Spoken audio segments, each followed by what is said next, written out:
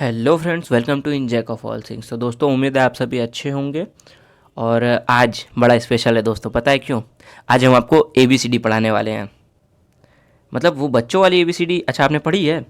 ठीक है, पढ़ी है, फिर भी हम पढ़ाएंगे। लेकिन वो बच्चों वाली ABCD नहीं, लेकिन उस तरीके से कुछ मज़ेदार और इम्पॉर्टेंट जानकारी आपको देंगे।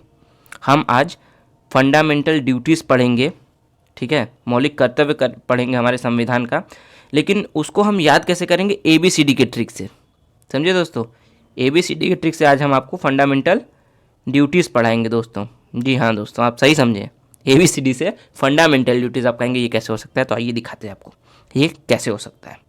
तो देखिए दोस्तों, ABCD के ट्रिक से फंडामेंटल ड्यूटीज़ याद करें।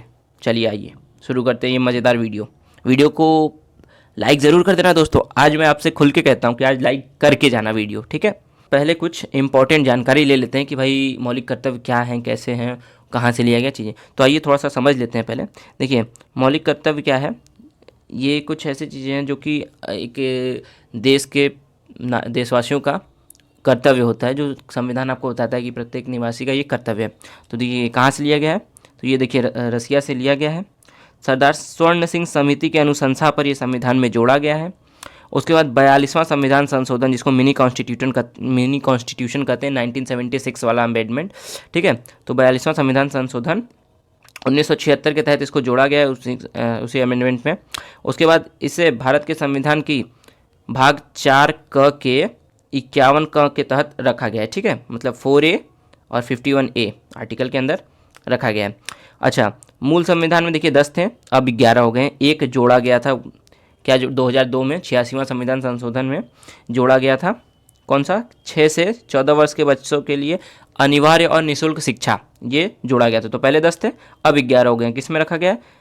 42वां संविधान संशोधन 1976 के उसमें इसको इम्प्लीमेंट किया गया था, और भाग 4 क के अनुच्छेद 51 क में इसको रखा गया है। मौलिक कर्तव्य लिया कहाँ से गया है? तो रसिया से लिया गया। ये कुछ इंपॉर्टेंट टॉपिक्स हैं, इससे क्वेश्चन बनते हैं, तो मैंने आपका सोचा कि मैं बता दूं। चलिए अगला अब देखते हैं कि इसको ABCD से कैसे आप आपको याद कराएंगे। देखिए A फॉर एंथेम।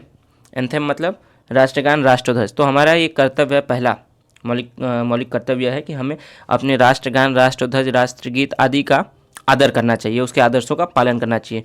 और B for Bapu, B for baap, ठीक है। बी फॉर ब्रेव, क्योंकि ये लोग ब्रेव भी थे, बहादुर थे भाई। सारे स्वतंत्रता संग्राम आंदोलन में जितने क्रांतिकारी थे सब लोग एकदम बहादुर थे। तो ब्रेव भी होता है, बी से बाप भी होता है, क्योंकि ये बाप लोग थे, अंग्रेजों की वाट लगा डाली थी।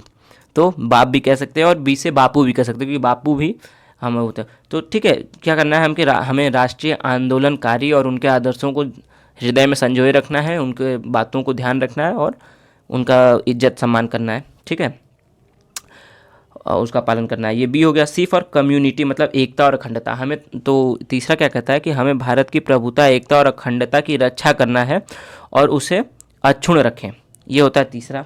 फिर डी फॉर डिफेंस होता है, तो देश की रक्षा करनी है भैया। ई फॉर होता है इक्वलिटी, तो इक्वलिटी मतलब समानता। भाई हमें भारत के सभी जितने भी नागरिक है, काला गोरा छोटा बड़ा जो है, सबके लिए समानता होनी चाहिए, भाव में कोई भेदभाव नहीं होना चाहिए। तो ये समानता सिखाता है। चलिए ई तक पढ़ लिया, आप देखते आगे। एफ फॉर फैशन, तो सामाजिक संस्कृति, ठीक है।